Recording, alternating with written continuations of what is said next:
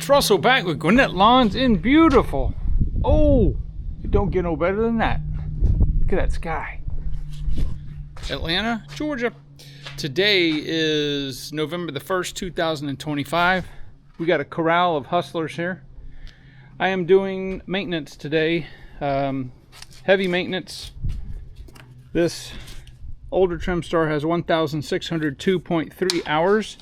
I'm going to be doing the hydro oil and filters. I'm going to be doing the engine oil and replacing the air cleaner, and of course the engine oil filter. Now, I've got this is what I use. I use Hydro Gear transmission, the factory filters, and I use this Amsoil zero turn hydrostatic transmission fluid. It works wonderful. You may use regular 20W50 motor oil if you want. Actually, you can use either. In the manual for, I believe, Hydro Gear, you are allowed to do that. So, that being said, let me put this on a mower blade. Pardon me. Alright, with that being said, this is not going to be a tutorial. I'll give you some of the highlights to make this job easier. If you have a trim star, the filter is right here. So I'm going to remove that shield right there. It will be dirty. Look how filthy this is. I am going to clean this mower, but not today. We'll do a separate video on that because it's disgusting. So I'm going to do that. It's kind of cool out here. It's about, I don't know, maybe 50 degrees at the most. And that's why I'm letting the bottles sit in the sun. I will also be doing some blade sharpening as well, which is what I normally do. But one little key tip is you can use a regular floor jack up under here and then put the mower up on jack stands. So it's not going anywhere. Very stable. Don't just put the jack under there and do that. It could slip. We need you around. Alright, so all of the hydro fluid will come out of the oil filter, and then it will end up draining the reservoir. So, all right, I'm going to get to it. Like I said, 3/8. This just pops off. There will be grass and stuff in there. I have a magnet on here. And let me show you how easy this is. Just going to spin this filter out and let it drain in the pan.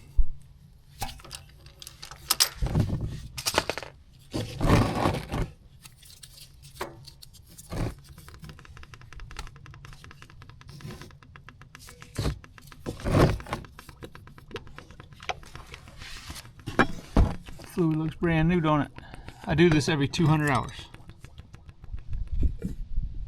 Looks like honey.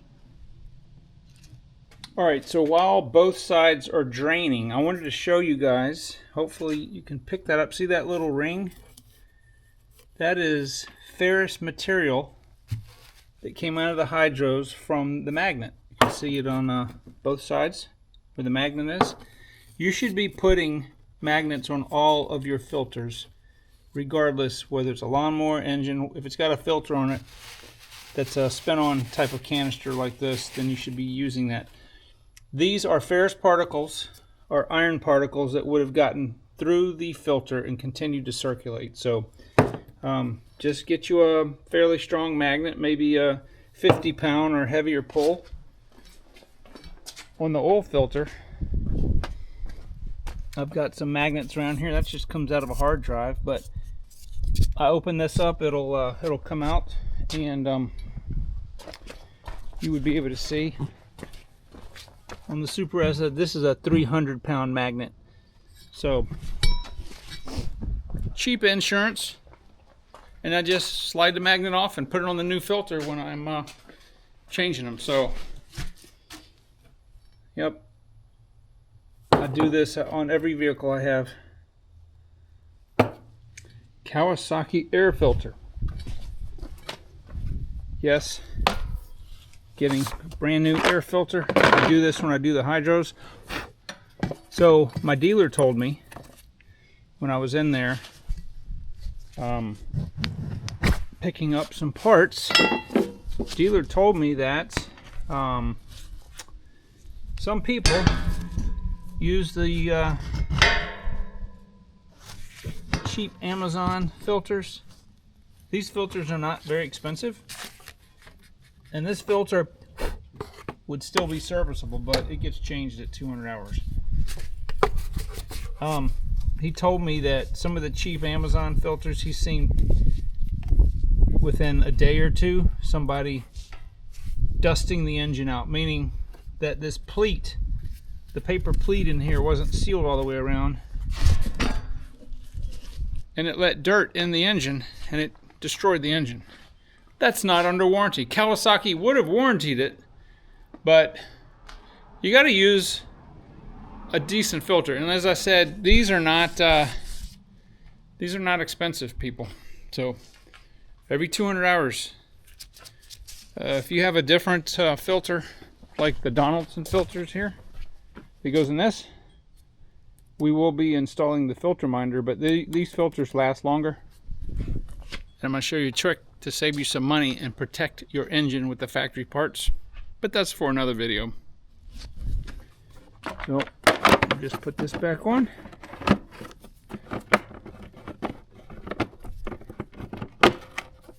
All right, so I've got the new filter on, and I'm just going to spray a little bit of brake parts cleaner. I already cleaned the mating surface when I put it on. I'm just trying to get some of this oil on the skid plate off.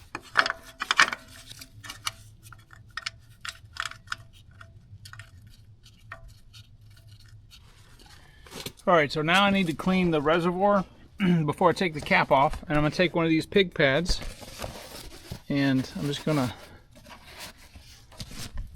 let's see, let's wrap it like around this way, because I'm going to be spraying some brake parts cleaner, and it's going to be pretty messy. If you see dirt and stuff around the cap, that's normal. This cap vents a little bit, so you don't have to use brake parts cleaner, but I find that it works the quickest. I just go to my local auto parts store. See that nastiness? You really want to make sure that you get this thing clean, because I pull that cap off and there's contaminants in there. You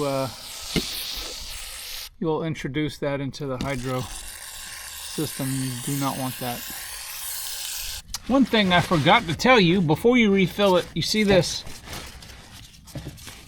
bolt right here? You have one on each side. You need to take that bolt out, because that is the vent.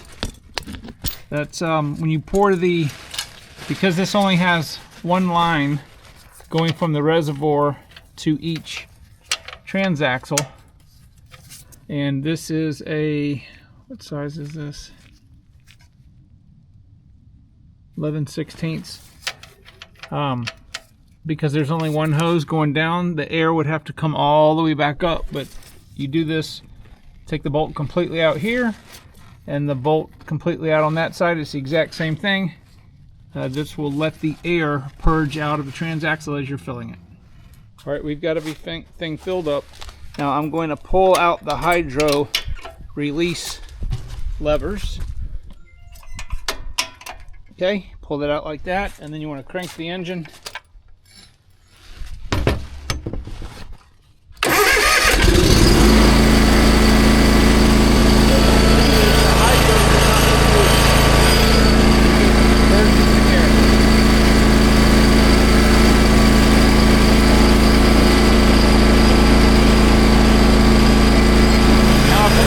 Back in.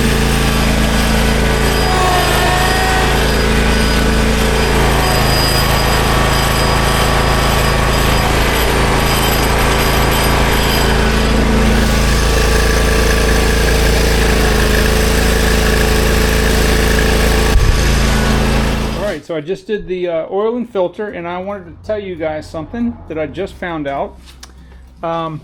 Make sure that you have an oil filter before you do an oil and filter change. I thought I had more, but I didn't. This is the one for the 600, and it may be for some of the other engines. The last 4 digits are 0736. So it's about that much shorter. It's fatter, or the diameter is bigger. This is the one that goes on the FX850. This is an 0734. It's a little smaller diameter, but the gasket mating surface it works perfectly fine for this. And I like this filter better because it's a deeper filter and it's easier to get my hand on, whereas this factory filter right here ended like right there, so it's much easier to get this on and off. So what I'm going to do is from now on, I believe I'm just going to buy these filters, so I'll have one filter that fits. This probably would fit on the 850 fine, but I like this filter because it's a little deeper. So next thing I'm going to do, and I'm not going to bore you with, is I'm going to jack the mower up with the, you guys tried these, the jungle jack. I'm going to do that. I'm going to take the blades off and sharpen them, and then the maintenance will be done for this. I don't need to grease. There's I think, see, 1, 2, 3, 4, 5, 6, 7, 8. There's 8 grease points on this machine, but I already did it not too long ago, so I'm not going to have to do that. I will soon be replacing the fuel filter, and when I'm do that, I will change the plugs and then do a valve adjustment on it. One thing that I am going to do, let me tell you guys what I did. Normally, I always run the Valvoline VR1 Racing 20W50 oil in the engine. However, I'm having trouble, as I did last year. You watched some videos, I had to put a heater in the back of the box truck because when it's 20 degrees outside, even with a good battery, that 2050 oil is so thick it's very hard to turn the engine over. So what I did was I went and got some 10W40 Mobile one. This is full synthetic. I think, if I'm not mistaken, Kawasaki only specs synthetic blend. But anyway, I'm going to try the 10W40. If you look in your owner's manual, that's perfectly acceptable down around to where freezing is. So whereas the 2050, they really want you to use it a little higher. Now in the summer, spring and summer, of course I'll go back to the 2050, but I'm going to try this in the mower and see if it helps with it starting. I probably am also, this battery that's in here is 2 years old. I'm probably going to replace the battery as well because, well, it's just cranking over a little slow. So about 2 years is as far as I get out of these 350 amp cold cranking amp batteries. So, all right, well, this thing is ready to go. Stay on top of your maintenance. It's cheap insurance. So the next service after this will be at 1700 hours. I'll do the oil and filter again, and then 18 I'll do the exact same thing I just did, change the hydro oil and filter and do the change the air filter, and of course at that time again the oil. So maintenance is key. These machines are expensive. So I will do a video soon on the Super S with the filter minder and the Donaldson top spin. They did send me the top spin. I was going to do the video today, but they sent me the wrong one. So I'm going to have to send it back, but I want to do that video at the same time. All right, well guys, I hope you have a absolutely wonderful weekend. It is so beautiful out here. It's probably about 65 degrees and beautiful Atlanta weather. All right, I will see you guys on the next one.